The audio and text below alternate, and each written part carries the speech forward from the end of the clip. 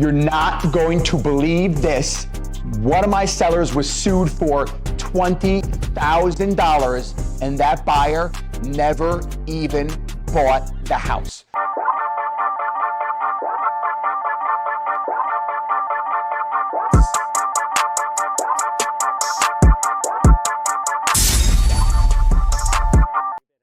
Wait, hold up! Before you watch the rest of this video, you have to download the Seller Blueprint. This is going to change your selling experience. This is gonna make the difference. This is gonna help you every step of the way. I wouldn't believe the story unless I was the listing agent of this property. Just a typical beautiful ranch. I put it on the market. We got good activity on the property and an offer came in. My client accepted the offer. This is the buyer that sued the pants off of them. After my client accepted the offer, this buyer went through their due diligence and did a home inspection.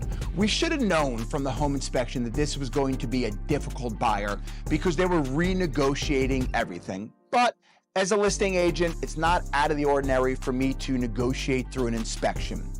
After we got to the inspection, we gave our clients a few recommendations for real estate attorneys. They hired someone. That attorney issued a contract. That buyer that did the inspection and ended up suing my client for $20,000 had their own attorney, which is typical in the state that I practice real estate in. That buyer went in there and signed the contract, but they renegotiated a bunch of different items. My client came to me and said, Brian, this buyer feels a little bit of a pain in the butt. And I agreed with them, they were, but at that point, it was the only offer we had. Now, picture this, the buyer signed, they put their down payment check in an envelope and mailed it. It was going to my client, the seller's attorney's office. During that time period, it's standard practice in New York State, where I sell real estate, to continue to show the property. We just notify everyone that there is a first accepted offer. Now, we ended up getting another offer, which was substantially higher. My client felt bad, but we're not in a financial position to leave that kind of money on the table. So what did we do? The right thing was we reached out to that buyer and we said, we received another offer. We wanted to give you the right to match the offer. The buyer was livid, yelling, screaming, cursing, hanging up the phone on me. I even received phone calls from family members of that buyer. I told the seller what happened and the seller said, all right, Brian, well, we gave him the opportunity, but we're not in the position to give that kind of money away. So we moved forward with that new buyer. They did the inspection, everything was perfect. That buyer hired an attorney. My client's attorney issued a second contract. That buyer went in, they signed it, they put their money down. They mailed it, my client signed. We went into full contract. In front of the house, we put up an in contract sign blowing in the wind. We sit there and we start going through the escrow. Out of nowhere, my client gets a knock at their front door. They were served. They were served a lawsuit. But guess who served them? The old buyer that got bumped out of the deal.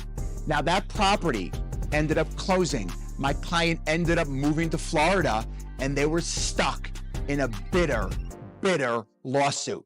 Now this buyer said that there was a meeting of minds. That's right. They said that the seller and the buyer met on price, which is correct. They also said that they did the inspection, which was correct. They said a contract was issued. That's correct. They said that the seller's attorney issued the contract. That's correct.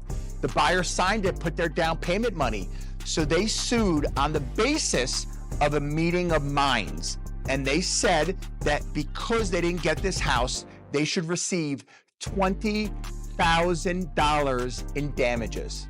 Now, in New York State and many states across the United States, you could sue anyone for any reason. You don't need to have a just reason. We live in an incredibly litigious society. What did my client have to do? They had to hire a litigation attorney to represent them. Now, looking at this objectively, the buyer who was giving us all the problems they had a family member who was an attorney. So it didn't cost them anything to start litigation. And I think they were so upset and so hurt that they lost that house. Now, do I really believe they lost $20,000 because of being displaced and not getting this house? Absolutely not.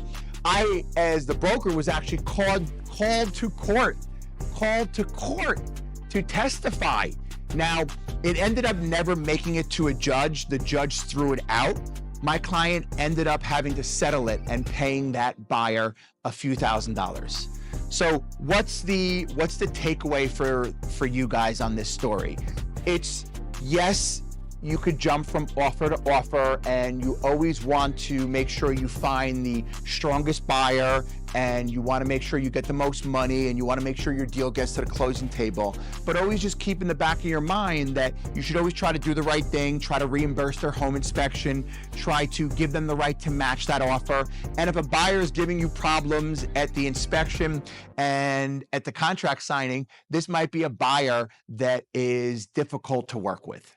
The biggest thing I'm going to leave you guys with is I've been selling real estate full-time, professionally at the highest level for almost 2 decades. I've helped over 2,000 families buy and sell. And I will tell you the most important thing you can possibly do is hire the best real estate agent. What I'm going to do for every single one of you guys, if you reach out to the Selling Smart team, we will find you the best agent to help this be the most stress-free, enjoyable, exciting experience possible. Click the link below, and I wish you guys safe